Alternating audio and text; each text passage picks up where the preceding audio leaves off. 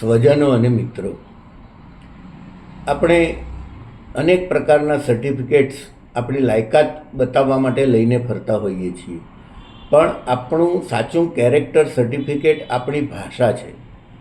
માણસ કઈ ભાષામાં કેવા શબ્દોનો પ્રયોગ કરીને કેટલા વિવેકથી કેવી રીતે વાત કરે છે, એના આધારે એ માણસ કેટલો ખાનદાન હશે, એનો પરિવાર કેટલો સંસ્કારી હશે, એની ઓળખ થઈ જતી હોય છે.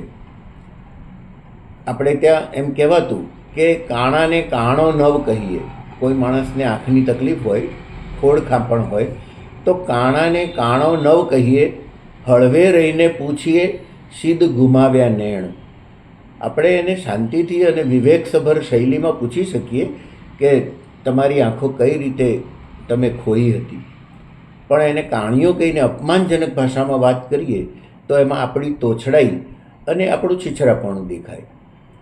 આપણે ત્યાં એક કહેવત છે, એક કાંકરે બે પક્ષી. એટલે એક જ કામ કરીને બે લક્ષ્ય સિદ્ધ કર્યા હોય તો એ એક કાંકરે બે પક્ષી કહેવતનો પ્રયોગ કરી શકાય. પણ સામાન્ય રીતે એક કાંકરે બે પક્ષીનો અર્થ એવો છે કે એક જ કાંકરા વડે બે પક્ષીની નો શિકાર કર્યો, એટલે એમાં હિંસાનો ભાવ છે.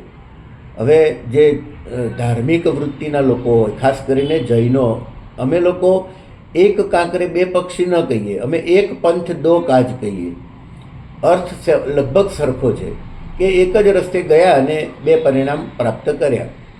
તો આ ભાષાના સંયમની વાત છે. આપણે એક રમૂજ છે એ જાણતા હોઈશું કે એક સભામાં એક વક્તા બોલવા ઊભા થયા અને સભામાં થોડો ગણગણાટ થતો હતો. એટલે વક્તાએ કહ્યું કે આ સભામાં અડધા લોકો ગાંડા છે. એટલે ઓડિયન્સમાં બેઠેલા બધા લોકો ઊભા થઈ ગયા, ઉહાપો થઈ ગયો, તમે કોને ગાંડા કહો છો?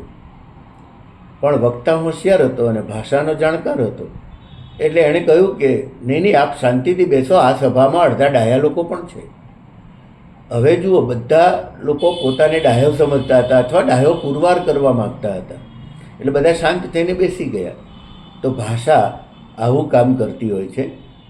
કોઈને ઉશ્કેરવાનું પણ કામ કરે, કોઈને ઉત્સાહી કરવાનું કામ પણ કરે, અને કોઈને ઉશ્કેરાયેલાને ઠંડા પાડવાનું પણ કામ કરે.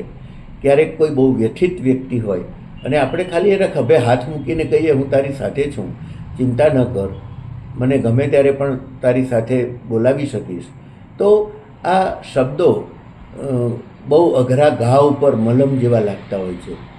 તો ભાષાનો આપણે આવો પ્રયોગ કરવો જોઈએ અને કરતાં શીખવું જોઈએ. કડવી ભાષા ખોટી નથી, જરૂર વખતે ક્યારેક એનો ઉપયોગ થાય તો કરવો એ પડતો હોય છે, પણ કારણ વગર સારી શિષ્ટ ભાષાનો ઉપયોગ કરતા રહીએ એવી અપેક્ષા સાથે આટલી વાત કરીને મારી વાતને વિરામ આપું છું. ફરીથી મળીશું અને મળતા રહીશું. આભાર.